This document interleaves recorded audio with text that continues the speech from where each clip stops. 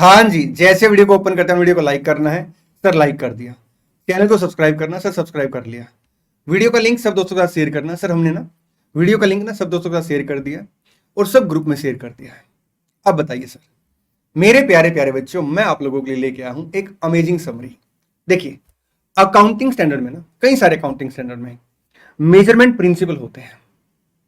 तो मैंने आप लोगों के लिए क्या किया, जितने भी एएस में मेजरमेंट प्रिंसिपल है ना उसकी एक समरी बना दी है। ये समरी आप हमारे टेलीग्राम चैनल से डाउनलोड कर लेना। मैं इस समरी को टेलीग्राम पे शेयर कर दूंगा। और इतना ही नहीं, मैं सारे के सारे जो मेजरमेंट प्रिंसिपल है अलग अलग एएस में आपके साथ डिस्कस भी कर लेता हूं। ठीक जी सर, आइए फटाफट डिस्कस करते हैं। सबसे पहले AS2 की बात करते हैं। देखिए AS2 सर किसकी बात करते हैं सर, वैल्यूएशन ऑफ इन्वेंट्री की। अब इन्वेंट्री का वैल्यूएशन कैसे होगा सर, लोअर ऑफ कॉस्ट और एनआरवी। मैं आपको बता दूं, इनिशियली सर क्या होता है, इन्वेंट्री ना कॉस्ट पे मेजर होती है। इसके ऊपर सर एमसीक्यू आ सकता है। इनिशियली सर इन्वेंट्री कैसे मेजर होगी सर, कॉस्ट प्राइस पे। सब्सिक्वेंटली सर कैसे मेजर होगी सर, देखिए अगर फिनिश गुड्स एंड WIP है तो सर मेजरमेंट होगा आपका lower of cost price and NRV. ठीक जी सर। सर जो आपका एनआरवी वो कैसे कैलकुलेट करेंगे, expected selling price minus expected selling expenses minus sir आपका expected cost of completion in case of WIP। ठीक जी सर। लेकिन सर जो रॉ मटेरियल है उसका वैल्यूएशन कैसे करेंगे, देखिए रॉ मटेरियल का वैल्यूएशन डिपेंड करेगा आपके फिनिश गुड्स के ऊपर। ठीक जी सर। अगर फिनिश गुड्स का सेलिंग प्राइस फिनिश गुड्स के कॉस्ट प्राइस के बराबर या सर उससे ज्यादा है, फिनिश गुड्स का सेलिंग प्राइस फिनिश गुड्स के कॉस्ट प्राइस के बराबर या उससे ज्यादा है, तो सर रॉ मटेरियल का वैल्यूएशन आप करेंगे एट कॉस्ट प्राइस। ठीक जी सर। अदरवाइज सर आप क्या करेंगे, मींस अगर फिनिश गुड्स का सेलिंग प्राइस है फिनिश गुड्स के कॉस्ट प्राइस से कम है तो उस केस में सर आप क्या करेंगे, रॉ मटेरियल का वैल्यूएशन करेंगे सर एट कॉस्ट प्राइस और replacement cost whichever is lower. ठीक जी सर। सर एक बात बता दीजिए, मैंने कहा हाँ जी सर, यहाँ पे तो हम लोग एनआरवी से कंपैरिजन करते हैं, यहाँ पे सर रिप्लेसमेंट प्राइस है। ऐसा क्यों, ऐसा इसलिए होता दोस्त क्योंकि देखिए जो फिनिश गुड्स है ना उसको लेके हमारा अल्टीमेट ऑब्जेक्टिव क्या है सर, हम उसे सेल करेंगे। ठीक, लेकिन रॉ मटेरियल को लेके सर अल्टीमेट ऑब्जेक्टिव क्या है सर, उसे ना सर हम प्रोसेस करेंगे। ठीक जी सर, उसे सर प्रोसेस करके सर न्यू मटेरियल परचेज करेंगे। इसलिए सर यहाँ पे जो कंपैरिजन होता है आपका कॉस्ट प्राइस और रिप्लेसमेंट कॉस्ट में होता है। ठीक जी sir. Finish good selling price equal to और मोर देन होता है। ठीक जी सर। सर अगर एबनॉर्मल लॉस हो गया तो हम उसे क्या करेंगे, पीएनएल अकाउंट में चार्ज करेंगे, लेकिन कितने अमाउंट पे सर, कॉस्ट प्राइस पे। प्लीज ध्यान देना, कई बार क्वेश्चन ऐसे आ जाता है कि जो आपकी इन्वेंट्री है उसका वैल्यूएशन सर हो सकता है एनआरवी पे हो रहा हो, लेकिन मैं आपको बता दूं एबनॉर्मल लॉस सर तभी आप क्या करेंगे, कॉस्ट प्राइस के हिसाब से पीएनएल अकाउंट में चार्ज करेंगे। सर AS7 बात करता है कंस्ट्रक्शन कॉन्ट्रैक्ट की। देखिए कॉन्ट्रैक्ट की रिवेन्यू हम कैसे रिकॉर्ड करेंगे, कहता सर परसेंटेज ऑफ कंप्लीशन के बेस पे। ठीक जी सर। लेकिन सर इसका एक एक्सेप्शन होता है, अगर मान लो सर जो आउटकम है ना कॉन्ट्रैक्ट का वो अनसर्टेन है तो सर उस केस में हम लोग क्या करेंगे सर, अगर अनसर्टेन है तो उस केस में हम लोग रिवेन्यू जो रिकॉर्ड करेंगे सर वो सर जितना प्रोबेबल अमाउंट है जो आपने कॉस्ट इनकर्ड की है उसकी रिकवरी का सर हम उतनी रिवेन्यू रिकॉर्ड कर लेंगे। ठीक जी सर। सर क्वेश्चन में कई बार क्या करेगा, आपको ना वर्क सर्टिफाइड दे देगा प्लस आपको वर्क अनसर्टिफाइड दे देगा, मतलब वर्क नॉट सर्टिफाइड दे देगा, और क्वेश्चन आपसे पूछेगा बताइए कॉन्ट्रैक्ट कॉस्ट कितनी है या कॉन्ट्रैक्ट आपका प्रॉफिट कितना है, तो कॉन्ट्रैक्ट प्रॉफिट कैसे निकालेंगे, रिवेन्यू माइनस कॉस्ट। ठीक, अब कॉस्ट कैसे निकलेगी sir, work certified plus work not certified. ठीक जी सर। सर अगर WIP आपसे मांग लिया तो WIP का मतलब है एक्चुअल कॉस्ट जो आपने कॉन्ट्रैक्ट में इनकर्ड की है, या फिर sir work certified plus work not certified जो कि आपका एक्चुअल कॉस्ट के बराबर होता है। ठीक जी सर। आइए नेक्स्ट AS है सर आपका AS10। सर देखिए प्रॉपर्टी प्लांट एंड इक्विपमेंट को हम कैसे रिकॉर्ड करेंगे सर, इनिशियली रिकॉर्ड करेंगे कॉस्ट प्राइस पे। बिल्कुल ठीक है सर।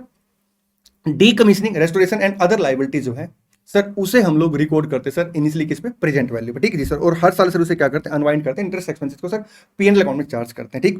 सब्सिक्वेंटली सर पीपी को कैसे रिकॉर्ड करेंगे सर, आइदर कॉस्ट मॉडल और रिवैल्यूएशन मॉडल, जो भी सर एंटिटी मॉडल फॉलो करेगी वो क्या करेगी, उसे एज अकाउंटिंग पॉलिसी डिस्क्लोज करेगी। ठीक जी सर।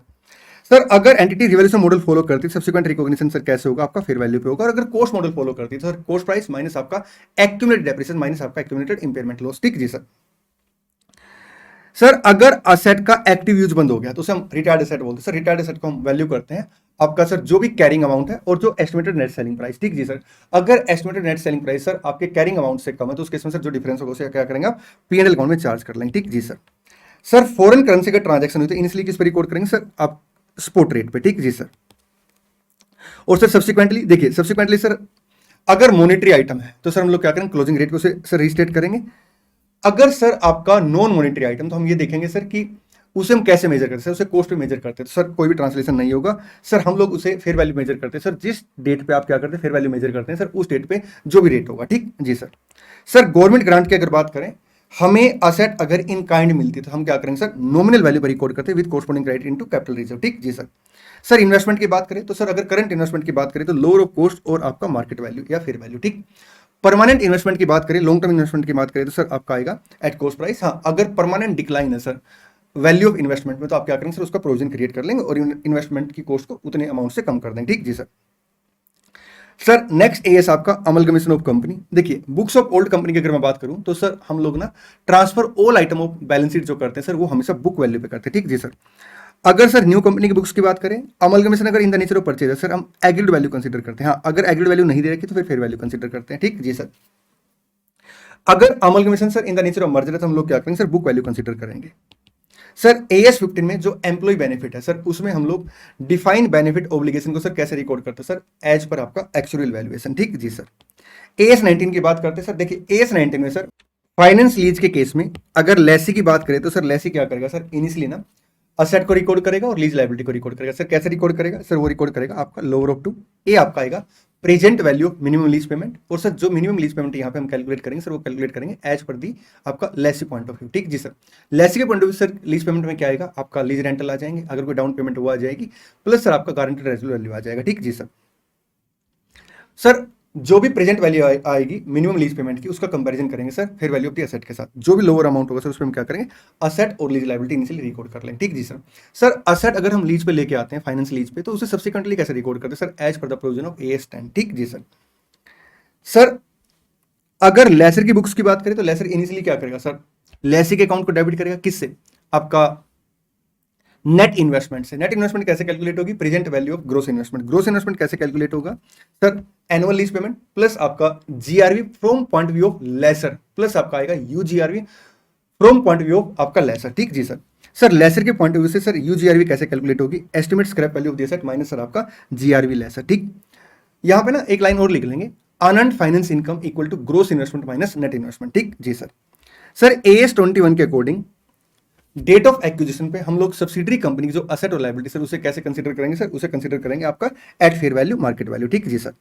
सर एएस 23 के अकॉर्डिंग अगर एक कंपनी ने इन्वेस्टमेंट कर रखी सर एसोसिएट में, ठीक जी सर, तो हम लोग क्या करेंगे सर, एसोसिएट की इन्वेस्टमेंट के ऊपर इक्विटी मेथड लगाएंगे।